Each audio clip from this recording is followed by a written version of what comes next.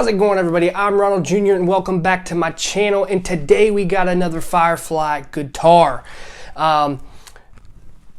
This guitar showed up today and I'm really happy and excited to review it. This is the first Firefly guitar that I've gotten that has blowed me away.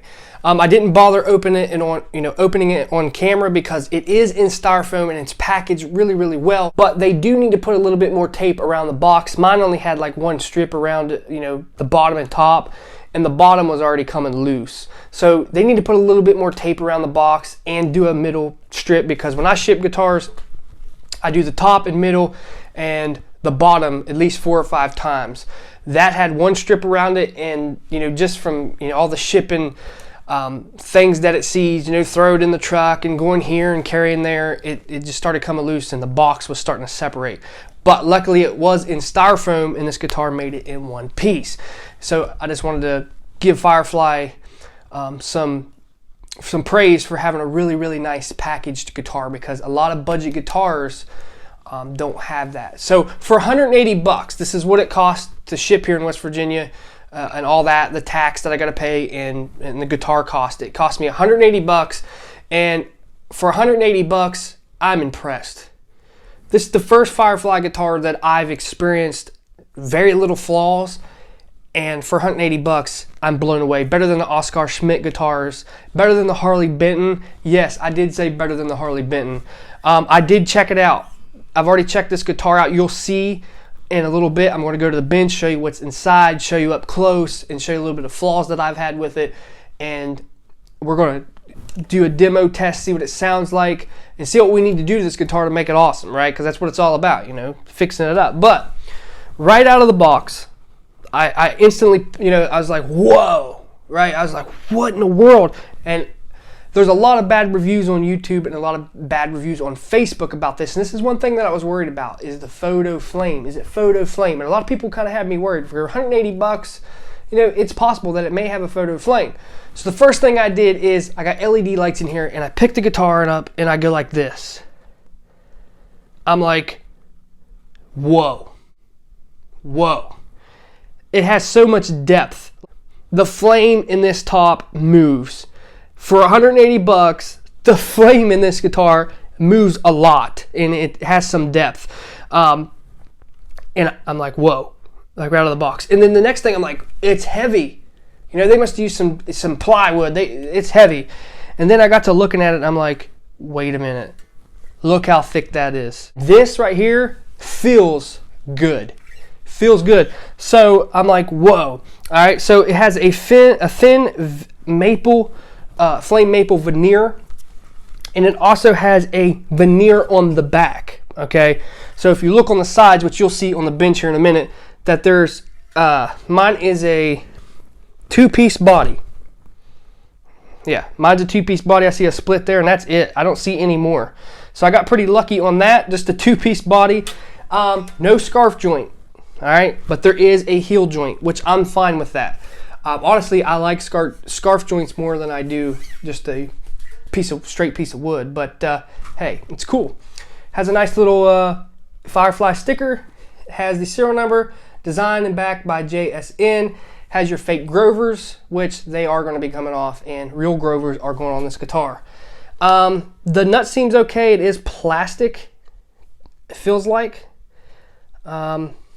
It does say classic. This is the classic. And you can see that nice little diamond up there, and it has a nice little Firefly at the headstock. Now the angle is a little bit sharper than the 335, 338 copy. They could go a little bit more with it. I like the Gibson style, Les Paul style, whatever you want to call it, guitar to have a nice break angle. That's one thing I think they need to break angle a little bit more. Really nice rosewood. Really nice fret ends, really nice fret work. I mean, these things are polished up, and from what I could tell earlier, I couldn't find much high frets on it. Now it does have the Dario strings on it, it looks like. It has a bridge on it without the retaining wire. It has really cheap thumb wheels, and we're going to change those out also. It just you can tell it's cheap. I have real thumb wheels that actually look pretty good. The rings look really, really good, and the switch tip looks really good, but the pick guard here does not match the rings. The rings on this look like Epiphone rings, which Epiphones have, you know, really, really nice rings, but you can tell that the pick guard is a little bit cheaper, which the pick guard's coming off, all right? But these rings look really good. They don't look greenish like, you know, really cheap ones. And same with the switch tip, it looks really good. And not much for this switch. You can just tell that's a low-end switch, and it doesn't feel very good. But it's a $180 guitar. One thing that I was worried about is the picture made this guitar look hideous. I'm going to be honest. This is what this review is about, being honest. The picture on their website made this guitar look hideous, but I've been wanting a cherry burst guitar, cherry sunburst guitar, and I went ahead and just pulled the trigger on it to see what it is. In person, this guitar looks way better. So I think they need to take a little bit better pictures and get a better camera and stuff like that. But man, this thing is beautiful. This guitar is worth putting some money into. I mean, God, it feels so good. Got a chunky neck. For some reason, it's got a chunky neck, man. I can just, it's not real thin like an Epiphone. It's something to grab a hold of, and it's super comfy, right? Super, super comfy. Okay, so I've been praising this guitar the whole video pretty much. So let's talk about the flaws of this guitar. The reason why, before I even get into the flaws, I want to say this, because you guys get in the comments and say, what do you expect for a $180 guitar and all this stuff? I understand that. But I want to point out the flaws so you know what to expect, okay? Flaw number one is where the veneer goes together right here, there is a glue strip, okay? You can see it. It's a different color, so it's a little bit brighter in the middle. No big deal. You really have to be looking hard to see it. So it's no big deal to me. Another problem that we had, which you'll see on the bench, is the guitar is missing some screws. It's missing these screws right here. It's missing the screw right here, and right here, and right here. Other than that, I don't see anything missing. I don't understand why it's missing screws. Maybe they got a little short on screws. I'm not sure. So honestly, that's the only flaw that I can pick out, and it's not set up. The action's so high off the neck, it's going to need a setup. So that's what we're going to be doing here in a little bit. I expected that. It's a $180 guitar, but for a $180 guitar, I'm blown away. Listen, I don't lie, and I don't, you know, praise these companies that make cheap guitar. I bought this with my own money. I'm not sponsored by them in any way. This blowed me away. Okay, I got to play the new Epiphones that's coming out. This is right up there with it. Just got to change a little bit of the hardware. So we're going to go to the bench, and we're going to take off the back plate, look at what's inside, check out the pickups. We are going to change these knobs, and this whole pot is loose, so we got to take it apart anyway and tighten that up. That's loose. These seem to be tight, but we're going to change the knobs. I was scared that they did that. I hope this doesn't pull off any paint. I want to take this poker chip off. So let's go over to the bench and fix this thing up a little bit, do a setup, and let's see how this thing sounds. All right, we got a light here, and I don't know if I can capture it on film, but it's hard to catch it on the camera. But man, the depth of that veneer is unreal. Like, I can't get over how in depth it is. Now, you know, there is some imperfections in the paint, but you got to be really looking really close. I mean, there's a little black dot right there and a little black dot there, but come on, it's a $180 guitar, and it looks amazing. Like, I'm still blown away by this guitar. Like, I cannot get enough of this guitar. Like, even though the screws was missing, I have screws over here, I'm still blown away by the quality of this guitar.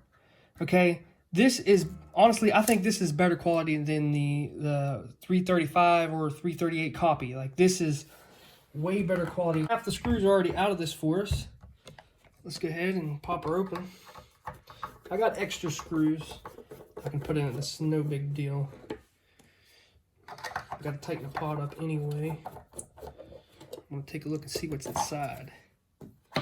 Okay, that's pretty cool. They're going with the same kind of wiring and capacitors that they have in pretty much all their LP style guitars. You know, they will work. You could upgrade if you wanted to, but these will work. These will work perfectly fine. You don't need, there's a screws that's missing there, but you don't need to upgrade this if you don't want to. So let's take a look at the switch.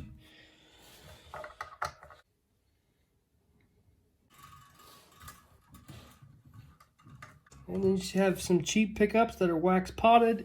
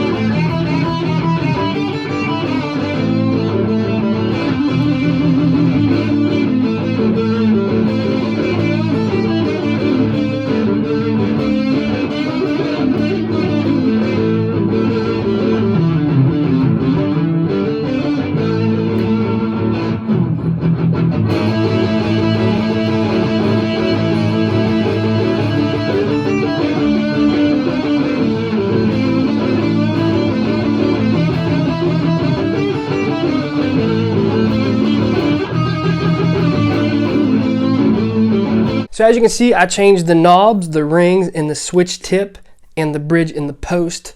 None of this stuff you have to do. But what I do recommend is changing the tuners because they're pretty junky. It's hard to get it tuned because they jump around and twang, and you almost there and it just jumps and it just does some weird things. I don't like the tuners, which it's a $180 guitar and I don't expect it to have Grovers on it, but Grovers are going on this guitar. So while you order some new tuners, get a nut. I recommend getting a new nut.